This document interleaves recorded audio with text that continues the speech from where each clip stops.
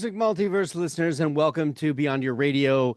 This is Unknown Sundays. This is an area where, hey, we talk about things that might be relatively unknown to most, missed, that our watchers, collectors, listeners might be very interested in, a rabbit hole to go down in the past or the present. If this is your first time here, welcome. This is also an extension of our article sections on beyondyourradio.com. Everything is written there in full detail by me, but there are links, and that's the important part, especially in today's episode, because there are links not only to a timeline, there's also a link to an article that was written regarding this whole situation, too. So if you're not subscribed and you're looking for a connection to these kind of things, this is the place for you. We do it all in and all encompassing, especially this type of show. Please feel free to leave a comment. I always respond, and I love the music banter when it happens. Of course, if you like what you like in this video and what we're doing here, click the thumbs up. It does give us that algorithmic bullimagarchy, but hey, I'm not going to hold you to it.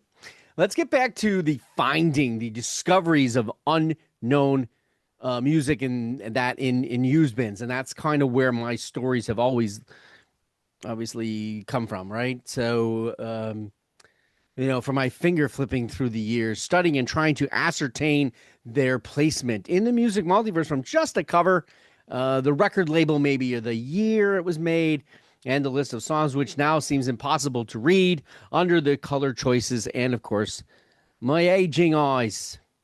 Although I'm not as old as Keith Richards. As I may have stated before, I'm sure I have, there are times now going through used bins week after week where I do pass over the same albums I see constantly. And they may not be in my collection, but I don't just buy anything and everything. I'm close to it. In some cases where the stores are much more diligent to have band or artist title cards in there, I have a tendency to go past those once I see the name, because my assumption is I already have it. And in most of the cases, I trust that. Although lately, maybe not so much. I'm starting not to trust my memory as much as I think anymore, right? And I think you're going to have that kind of thing happen to you, depending on where you are in this, music purchasing obsessive disorder. And if you have it, thanks for joining me. This particular album had been touched by me more times in a year than the mailbox, of just pulling things out of my mailbox. When it comes to female solo CDs, there was a time in the 1990s where I had been burned before by artists, pretty repetitive hacks, or poorly produced or guided vaped out souls. They're utilizing a little bit more than their talent to sell an unknown record. Sorry, but that's just the truth.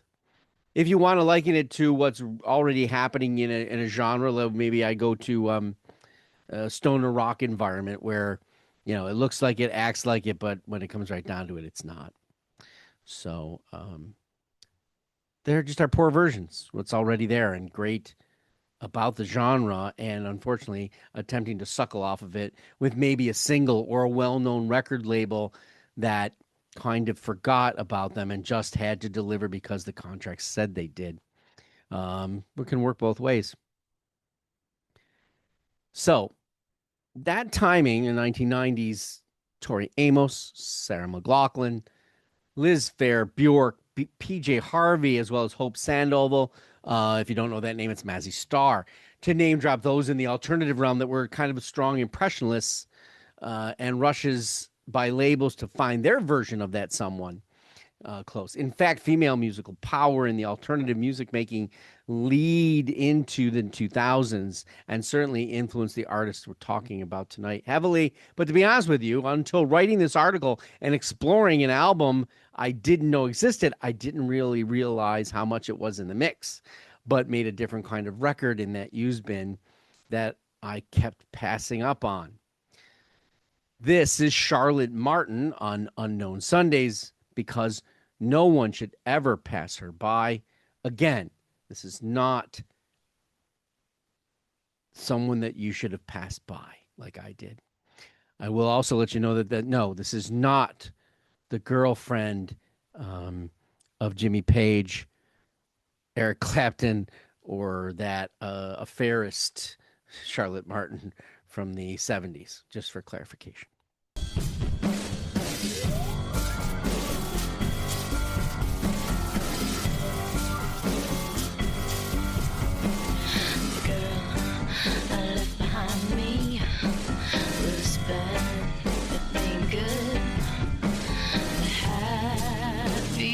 Arsonist that ever was.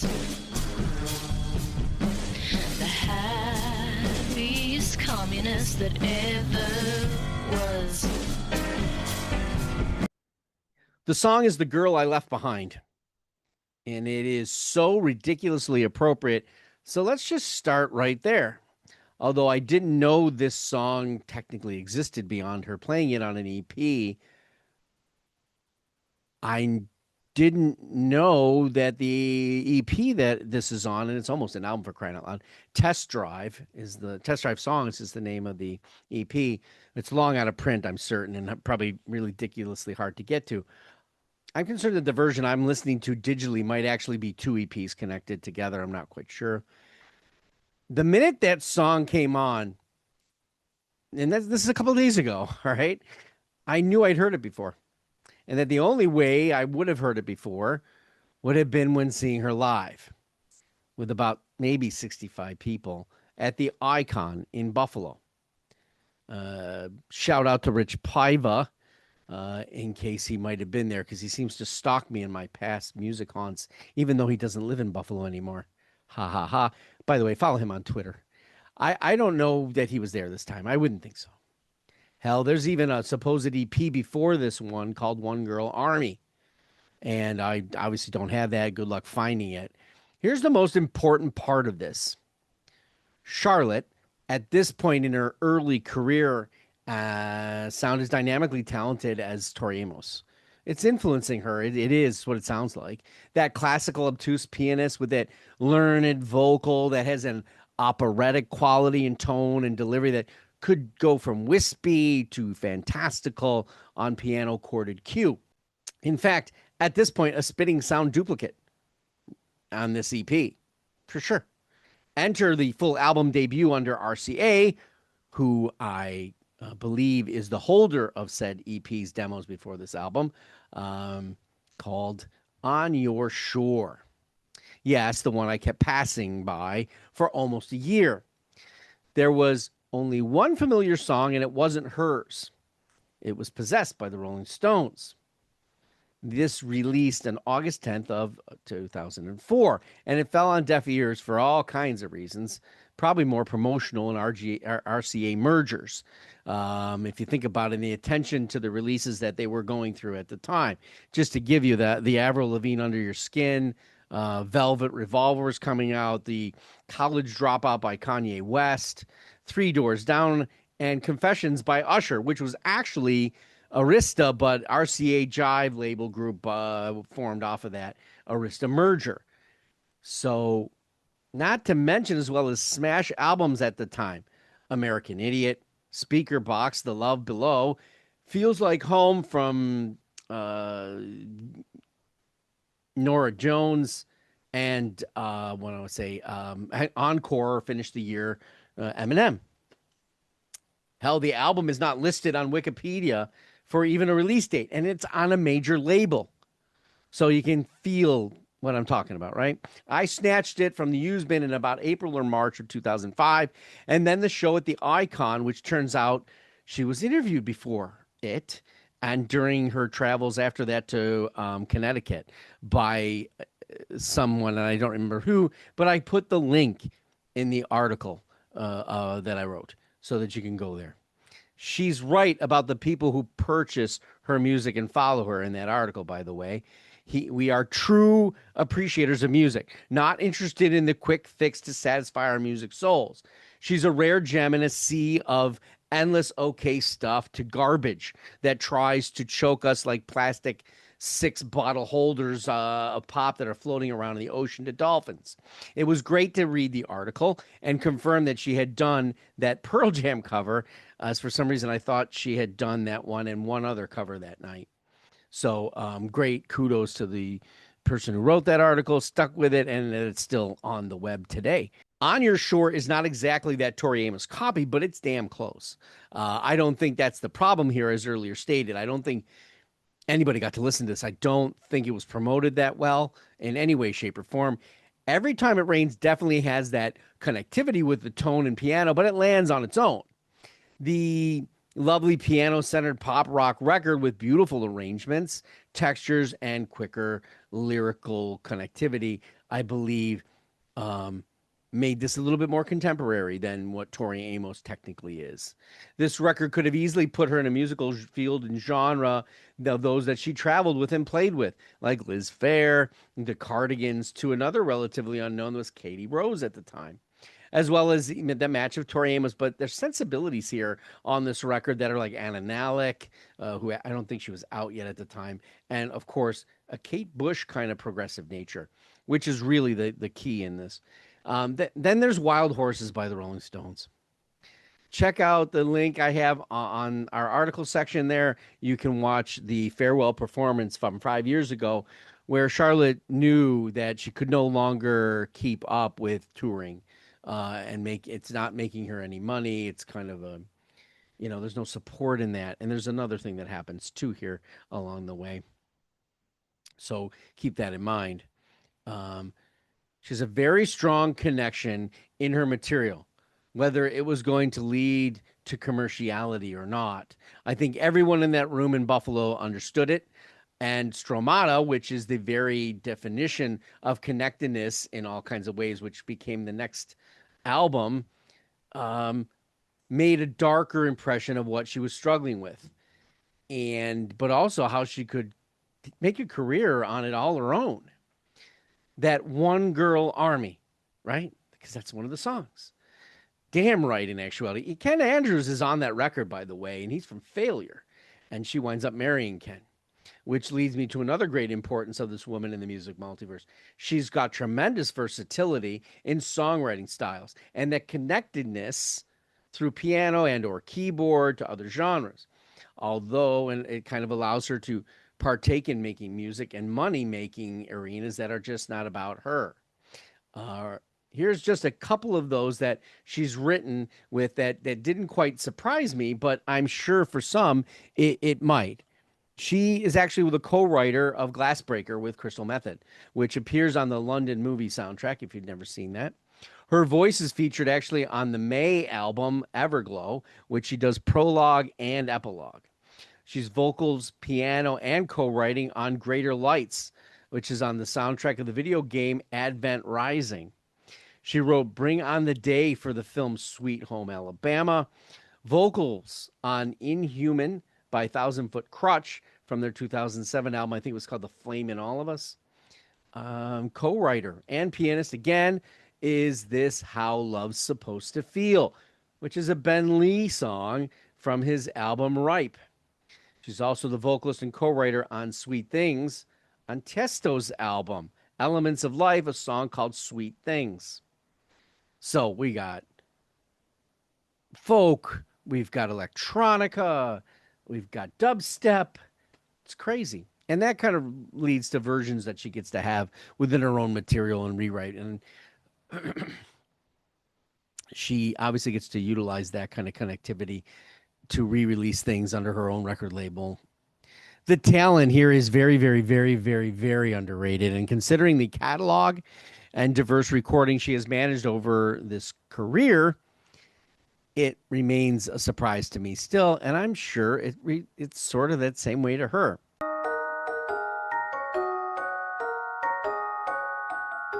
Covered in another layer, where'd you go? Her last statement before a closing song is, I never got famous, but I got you guys. I'm sure that might be a bit of the inner struggle, knowing that you're a master of your craft. And here is technically threefold that she is. She commands the piano when offering it up anytime, including 3 records that I would recommend to any alt classic list, including 2019's Monotonous Night, which is chilling and beautiful, as if she's kind of channeling that wondrous process while still haunted by what she has and what she kind of was expecting.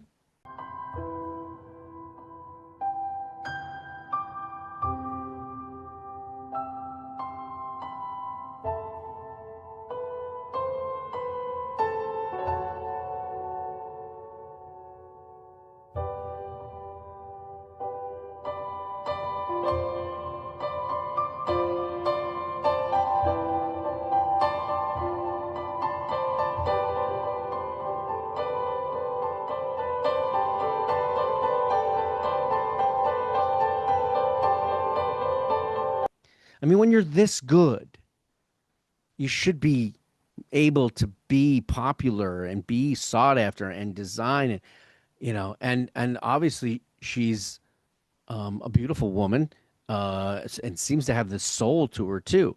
So all of that's all in the right place, but whatever. Um, that's the power of music. When you have it at your beck and call, like she does, with her whim, desires, it's all there.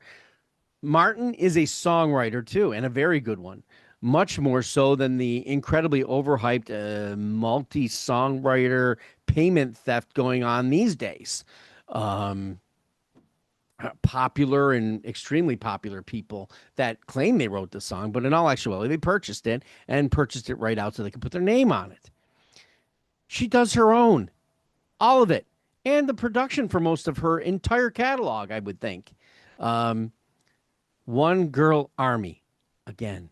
But she knows that the real army are the armies of song lovers, people like myself and you out there. Respect that she receives in her community to do things with other artists, and the constant connectivity that remains for the singer, songwriter, pianist, keyboardist, and teacher. What? Yes, that third in the triple threat is the operatic songstress, singer, and vocalist who is now a teacher. Because in 2018, she founded SLA Music School, and utilizing her style, the training, and vocal methods, harnessing the whole body potential to do that. I mean, this is not Youngblood's finding it out, right? He's a young kid. He thinks he just sing and do whatever you want to do. You can't. There's a training. You got to take care of yourself, etc. Now he's canceled all kinds of shows. Perhaps if he'd have gone to her school and not the school of Ozzy, he might have fared better in not having to cancel. It's years of experience in performing at rock shows, clubs, music venues across the country. I'm pretty sure she was probably in Europe too, because her connectivity is worldwide. She's connected once again to those like her and their struggle to discover and develop their authentic voice right in the classroom, staring across at them. Now, this is where it even gets more difficult, I think. On a personal note, even her marriage to Kevin Andrews ends in 2017, where she files for divorce. So in that support probably died as well. Let's make that assumption. Again, now she's a one-girl army, and she's now the teacher, major principal, headliner of the School of Music, while still maintaining that which keeps her connected to this world and the gravitational pull of time and memories that come from the very life she's lived and continues to live at the helm of creativity at the keys, or quite possibly just in the hall of the school, maybe, where she's staring across that classroom at all kinds of wonderfully gifted, inspired, and aspiring singer-songwriters and musicians that are going to join this crazy, unfairly subjective environment that makes up the music multiverse. Charlotte Martin has just released 2 new albums in this year, each with a different connected tissue that I'm still exploring, as her music shares a wonderful layering. It's got an operatic quality, an oprodisiac that I'm always mesmerized in audio by. And I thank her personally for finding a way to weave her career through Buffalo, but more importantly, through the test of unbelievable times, defining herself as one of the, truly lone female solo artists of her generation. It is my hope that if you have not heard of her, that you now will, and you will explore this great catalog. There's a lot there, or maybe even find your way to her school if you're a musician. It's classical meets contemporary and far beyond the cages of usual, but never steering from that which is real, driving always the connectivity of music. Where it meets the mind, but more so the heart of it all. For she is truly the one girl army with much more than that. Studio album. Now she released something in 1998 that Mystery Magic and Seeds. I don't think any of it wants to see the light of day. She thought it was, you know, I get it. You look back and you're just a kid at that time. She has solo record 2000. I don't know if that's available in any way, shape, or form either. Maybe on her website you can purchase it or something of that nature. But in 2002, there are these two EPs, One Girl Army and Test Drive Songs. Test Drive Songs, which I have on my service, that's the one I was listening to, and One Girl Army is on there. So is it has that song, The Girl I Left Behind, on it. And I think that particular Test Drive Songs that I'm playing and is connected to the One Girl Army's EP because I don't see that as available. Then in 2003, she does In Parenthesis, which is the lead kind of into 2004's dropping of On Your Shore, which is an album. And then between that time in 2005, she puts out Veins and the Darkest Hours as EPs, kind of leading up to Stromata. Now, Stromata is that connectivity. That's actually what it means. And then in 2007, she does Reproductions. And then 2009, Piano Trees. She does a Rarities 1 through 6 from 2006 to 2009. Orphans is another EP that sits in there 2008. And then she lays off the EPs until way, way later. The Piano Trees recording in 2009 is all piano. Then there's Dancing on Needles in 2011. Hiding Places 2012. Water Breaks Stone in 2014. If I'm not mistaken, that's the one that has a lot more technological techno dance to it. Rapture in 2017, a beautiful piece. Clear Blue Sky in 2018. And then Monotonous Night in 2019, which another piano-driven record. Dawn in 2019. And now we get to that EP in 2023, Knives and Bouquets. And then it's on to the brand new records, Mercury in 2025, as well as Dreams Never Dreamt. What did you think of Charlotte Martin? Did you go down the rabbit hole? Did you think she sounded like Tori Amos? Was it too close to Tori Amos, or is it great to have that because Tori doesn't usually put out records relatively a lot lately? And I haven't been pleased with those and the connectedness of them. They seem like they're coming from somewhere not associated with our real world in some cases. But I love Tori anyway. Join me next week for another Unknown Sunday 2025. We're almost to the end of the year. Got a few more left. We're on the web at beyondyourradio.com, Facebook, Twitter, Instagram, YouTube, of course. We've got articles, videos, podcasts coming soon, albums, bands, artists. It's anything we can get our hands on. Go Beyond Your Radio with us, a real music appreciation channel. Thank you for watching. And as always, happy listening.